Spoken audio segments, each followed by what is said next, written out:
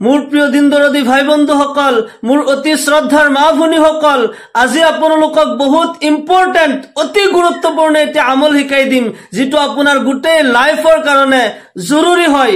আমাৰ যিসকলক কোনোবাই বাৰে বাৰে যাদু কৰি, কুফৰি কালাম কৰি, তাবিজ কবজ কৰি আমাক দমন কৰিব বিচাৰিছে, আমাক বেমাৰত পেলাই থৈছে, বিজনেছত আগবাঢ়িব দিয়া নাই, আমাক যিসকলে বাৰ বাৰ ক্ষতি কৰিছে, আমি আকৌ সেইবোৰ কাটিছো, কাৰোবাৰ ওচৰত যাই আকৌ কৰিছে, আকৌ কাটিছো, আকৌ কৰিছে, কিন্তু সমস্যাৰ সমাধান পোৱা নাই, আমাক বাৰ বাৰ দমন কৰিব বিচাৰিছে। আমাৰ সেইসকল দিনী ভাই বন্ধুসকলৰ কাৰণে, দিনী মা ভনীসকলৰ কাৰণে মই আজি সূৰাতুল আহজাবৰ 25 নম্বৰ আয়াতৰ এটি আমল শিকাই দিম।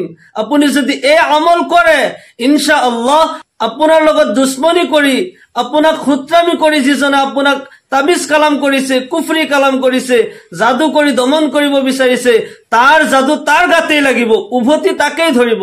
ইয়াকে ৰুজু বুলি কোৱা হয়, ঘূৰি তাৰ গাতেই লাগিব। ইনশাআল্লাহ আপুনি এই আমল কৰিব, কোৰআন সকলো সমস্যাৰ সমাধান হয়।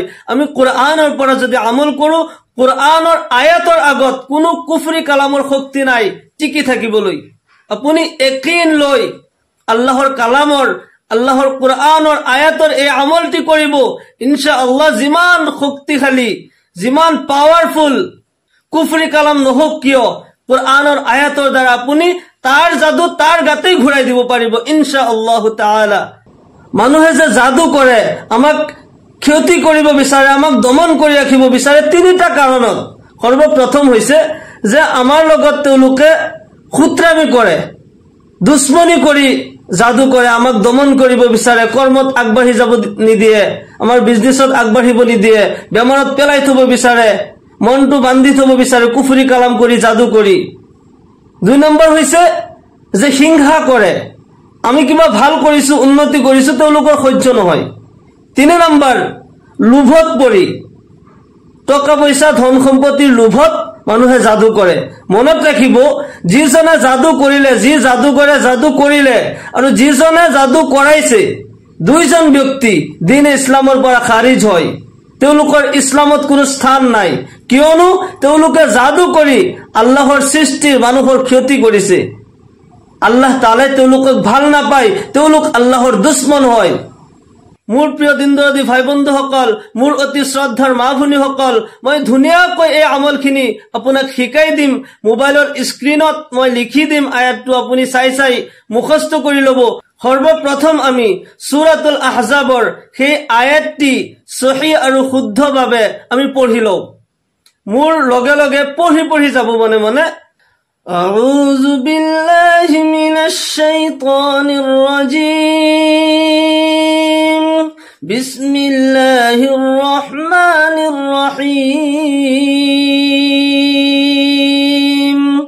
ورد الله الذين كفروا بغيظهم لم ينالوا خيرا وكفى الله المؤمنين القتال وكان الله قويا عزيزا.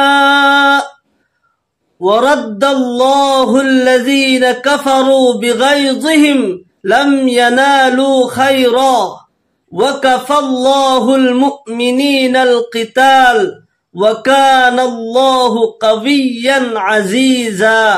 কোরআনে কাৰিমৰ এই আয়াত আপুনি স্ক্ৰিনশ্বট কৰি আয়াতটো ৰাখি ল'ব, মুখস্থ কৰি ল'লে বেছি ভাল হয়। আপুনি চাই চাইও আমল কৰিব পাৰিব, চাই চাই পঢ়িলেও হ'ব। আপোনাক যদি এনেকুৱাকে কোনোবাই কুফৰি কালাম কৰিছে, যাদু কৰিছে, আপুনি এই আমলটি কৰিব, ইনশাআল্লাহ তাৰ যাদু তাৰ গাতেই লাগিব।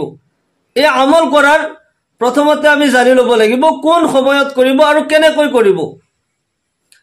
এই আমল আপুনি 2 টাইম কৰিব লাগিব, পুৱা আৰু গধূলি। পুৱা ফজৰৰ নামাজৰ পিছত আৰু গধূলি মাগৰিবৰ পিছতো পঢ়িব পাৰে, আসৰৰ পিছতো পঢ়িব পাৰে। আসৰৰ পিছত পঢ়াটো বেছি ভাল হয়। ফজৰৰ পিছত আৰু আসৰৰ পিছত এই আমলটি আপুনি কৰিব লাগিব। সৰ্বপ্ৰথম আপুনি ফজৰৰ নামাজ যদি আপুনি পঢ়িছে ধুনীয়াকে, তেতিয়াহ'লে আপোনাৰতো অজু আছে। যদি অজু নাই, আপুনি ধুনীয়াকৈ নতুন অজু কৰি ল'ব। অজু কৰি লৈ নিৰ্জন ঠাইত যাই নামাজ পাৰি লৈ আপুনি বহি যাব। বহি 3 বাৰ সৰ্বপ্ৰথম দুৰুদ শৰীফ পঢ়িব। দুরূদ শরীফ যেটা আমি নামাজত পড়ো, আল্লাহুম্মা সাল্লি আলা মুহাম্মদ ওয়া আলা আলি মুহাম্মদ কামা সাল্লাইতা আলা ইব্রাহিম ওয়া আলা আলি ইব্রাহিম ইন্নাকা হামিদুম মাজিদ। আল্লাহুম্মা বারিক আলা মুহাম্মদ ওয়া আলা আলি মুহাম্মদ কামা বারাকতা আলা ইব্রাহিম ওয়া আলা আলি ইব্রাহিম ইন্নাকা হামিদুম মাজিদ। এই দুরূদ শরীফ আপুনি 3 বাৰ পঢ়িব।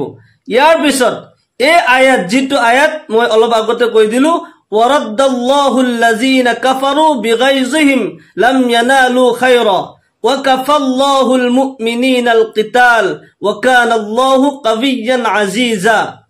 ওয়ারাদ্দাল্লাহুল লাযিনা কাফারু বিগাইযিহিম লাম ইয়ানালু খায়রা ওয়া কাফাল্লাহুল মুমিনিনাল কিতাল ওয়া কানাল্লাহু কাবিয়্যান আজিজা। এই আয়াত 11 বাৰ পঢ়িব লাগিব। প্ৰত্যেক বাৰতে বিসমিল্লাহ কৈ আৰম্ভ কৰিব। বিসমিল্লাহ কৈ আয়াতটি এবাৰ পঢ়িব, পঢ়ি 2 হাতত ফুক দিব। ফুক দি গোটেই শৰীৰ মূৰৰ পৰা ভৰিলৈকে মুছাহ কৰিব। প্ৰত্যেক বাৰ আয়াত পঢ়ি প্ৰত্যেক বাৰতে হাতত 2 হাতত ফুক দিব আৰু গোটেই শৰীৰ মুছাহ কৰিব। আপুনি 11 বাৰ এই আয়াত পঢ়িব লাগিব। প্ৰত্যেক বাৰতে আৰম্ভণিত বিসমিল্লাহ পঢ়ি ল'ব। আয়াত পঢ়ি শেষ কৰি 2 হাতত ফুক দি এনেকৈ ফুক দি গোটেই শৰীৰ আপুনি মাসাহ কৰি ল'ব। ইয়াৰ পিছত আপুনি 3 বাৰ আকৌ দুৰূদ শৰীফ পঢ়িব।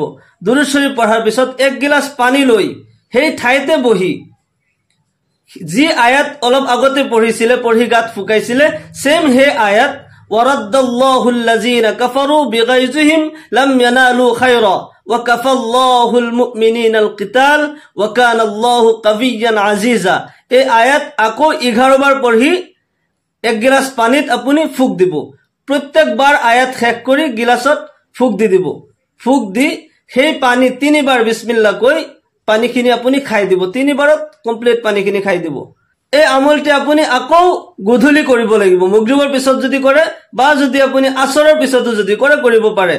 সেম এনেকুৱাকে আমল কৰিব। প্ৰথমতে 11 বাৰ পঢ়ি শৰীৰত ফুকাই দিব, 2 হাতত ফুক দি গোটেই শৰীৰ মুছাহ কৰি দিব। ইয়াৰ পিছত আকৌ পানীত ফুক দি পানী আপুনি খাই দিব। এনেকুৱাকে পুৱা গধূলি আপুনি 21 দিনলৈকে এই আমল কৰি থাকিব লাগিব। 21 দিনলৈকে আপুনি যদি এই আমল কৰি থাকে, আপোনাক যদি কুফৰি কালাম দি যিমান শক্তিশালী, যিমান পাৱাৰফুল যাদু কৰক, ইনশাআল্লাহ কুৰআনিক আমলৰ আগত কুফৰি কালাম টিকিব নোৱাৰে। যিজনে যাদু কৰিছে, আপোনাক ধ্বংস কৰিব বিচাৰিছে, তাৰ যাদু তাৰ গাতেই যাব, তাৰ গাতেই উভতি ধৰিব, হিয়ে তাৰ শৰত ধ্বংস হৈ যাব ইনশাআল্লাহ তাআলা। মোৰ প্ৰিয় দিনদৰদী ভাই বন্ধুসকল, আপুনি ইয়াকিন লৈ কুৰআনিক এই আমলটি কৰিব ইনশাআল্লাহ। আপোনাক কোনো সূত্ৰয়ে, কোনো দুশ্মনী কৰি, কুফৰি কালাম কৰি আপোনাক একো কৰিব নোৱাৰে। আজিৰ এই ভিডিঅ' যদি আপোনাৰ ভাল লাগিছে, এটা ধুনীয়া এটা কমেন্ট দি দিব আৰু লাইক দিব। যদি মোৰ চেনেলত নতুন হয় তেতিয়াহ'লে সাবস্ক্ৰাইব কৰাটো নাপাহৰিব ইনশাআল্লাহ। আল্লাহ তাআলা আমাক সকলোকে সকলো ধৰণৰ সমস্যাৰ পৰা, দুশ্মনৰ দুশ্মনীৰ পৰা বাচি থকাৰ তৌফিক দান কৰক। সকলোকে শান্তিৰ জীৱন দান কৰক। ইহকালো পৰকালত কামিয়াবি দান কৰক। সকলোৱে কওক আল্লাহুম্মা আমিন। ওয়া আখিৰু দাওয়ানা আনিল হামদুলিল্লাহি ৰাব্বিল আলামিন। আসসালামু আলাইকুম।